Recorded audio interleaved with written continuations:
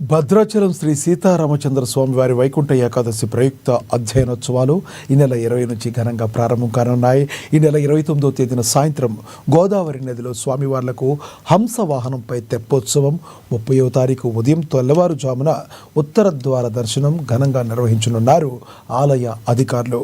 1,50,00,000 రూపాయల నిధులతో భక్తుల కోసం ప్రత్యేక ఏర్పాట్లు చేస్తున్నారు. అందులో భాగంగా రామాలయం ఆలయ ప్రాంగణ పరిసరాలు విద్యుత్ దీప అలంకరణలతో అంగరంగ వైభవంగా తీర్చిదిద్దనున్నారు. మిరుమిట్లు గొలిపే విద్యుత్ దీపాల అలంకరణతో శోభాయమానంగా వెలుగొందుతుంది రామాలయం. విద్యుత్ దీపాల శోభతో ఆలయము కన్నుల పండుగగా కాంతులు విరాజిల్లుతూ కనిపిస్తుంది. కలర్స్ కూడా